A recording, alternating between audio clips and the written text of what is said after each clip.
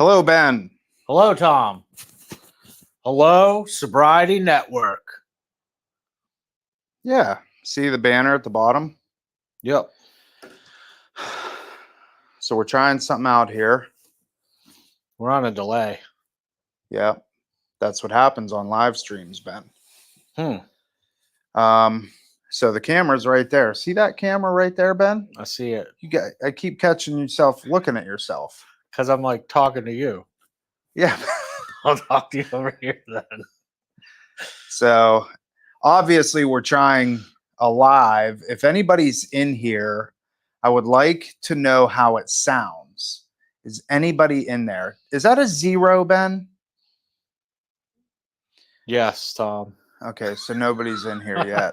We need to wait for somebody to pop in and see how it sounds. We probably need to schedule these. We do, but you got to get the technical side of it down first.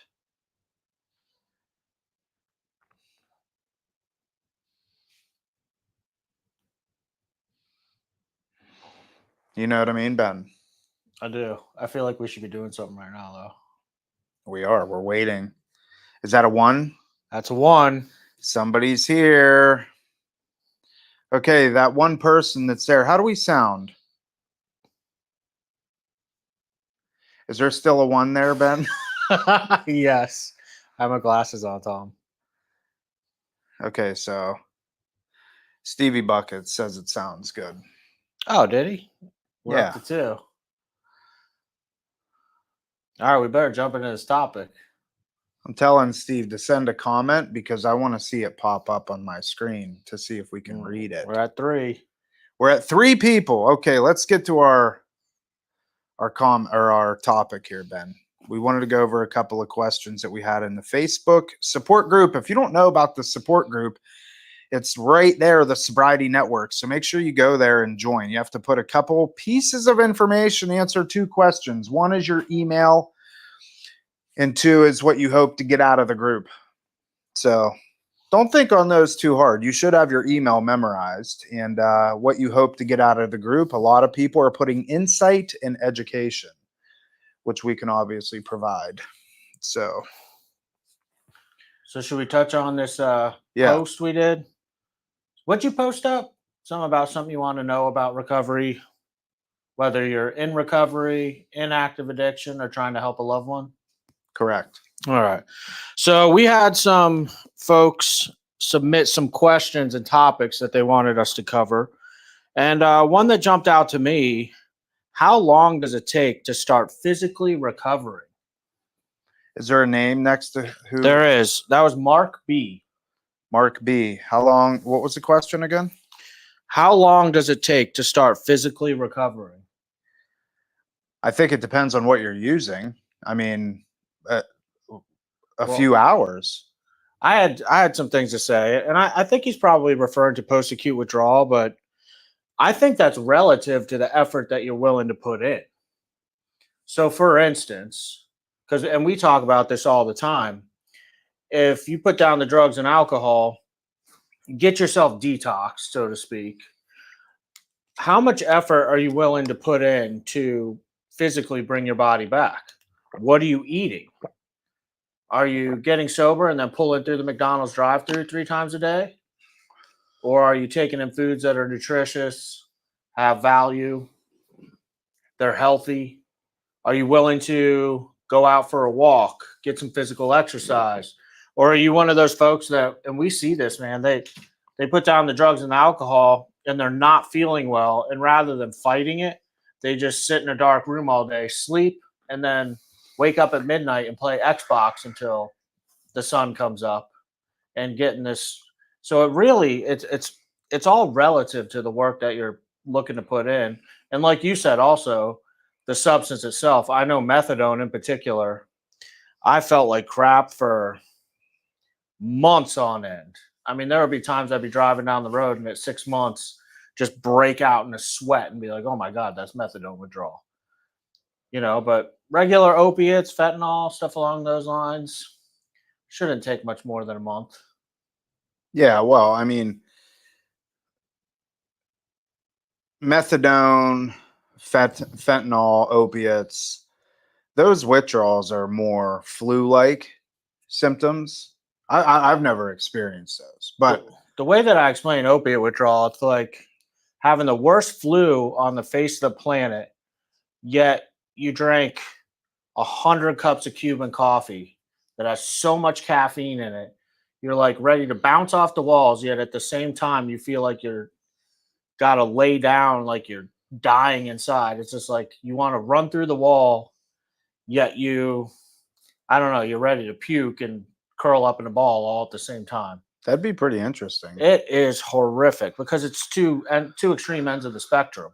Yeah, I mean, as far as opiate withdrawal and stuff, the thing is that like you won't die from those. You probably feel like you want to, but you won't. The ones that, in my opinion, are a lot more risky is going to be alcohol and benzodiazepines, and those in and of themselves, you have, and that's what I detoxed off of, and the physical withdrawal from those they're pretty rough, but there's a big mental game to those, in my experience. Because alcohol and benzos both being depressants, both making, one of them is anti-anxiety medication. Technically, both are. Yeah. Yeah. When I was coming off of benzos, my anxiety and all that comes with it shot through the roof. And I couldn't take a pill for that. When I was in detox, see, if you go in for just straight alcohol, a lot of times they'll put you on a benzo to detox you off. Well, I went in addicted to both, so they couldn't detox me off of alcohol with benzos because I was addicted to benzos. I can't remember exactly what they did give me. I think it was phenobarbital and maybe some like clonidine, just some comfort meds or whatever. Phenobarbital and phenobarbital, there's two. Those are barbiturates. Those are the original benzodiazepine before Xanax and Valium came out as a class of drugs. Yeah. Barbiturate was the original, created in the early 1900s. Oh, really? Just a little. Barbiturates came out, and that's what they used to detox people off alcohol. But then over the course of time, pharmaceuticals came up with the new class, benzos, which I guess they saw as better. I don't know why they saw them as better. I don't know. I mean, I have no idea, but that was what I was given.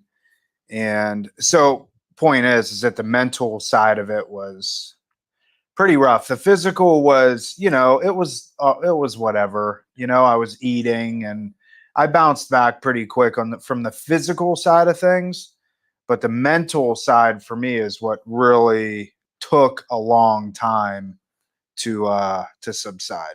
You know what I'd like to know from Mark B also, though, is what does he consider physically recovered?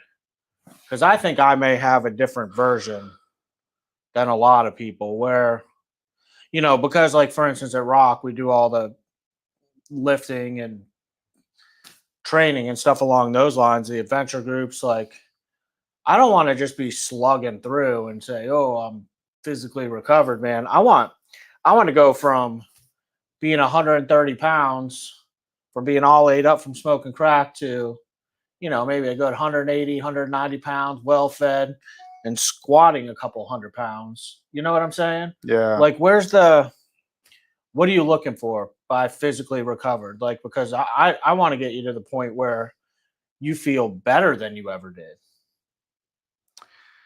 Yeah. Well, I mean, that's, one of the end goals is, we talk a lot about this on the podcast in and of itself. And we just did an interview yesterday for the second time with Dominic Scalzo. And this kid was at his peak weight was 270 pounds. And now he's down to. He was overweight like that? Oh, yeah. I didn't know that. Yeah. 270 is what he weighed. And he's what, like 5'5"? He's taller than that. 5'6"? He's probably 5'7", 5'8". But when he got sober, he took on this fitness journey, and that's really what has carried him through, to the tune of he missed the CrossFit Games by 5 spots. So to go to CrossFit Games, you're the elite of the elite when it comes to CrossFit. Yeah, he's a beast. He just got done doing the Leadville 100-mile race somewhere in Colorado, the mountains of the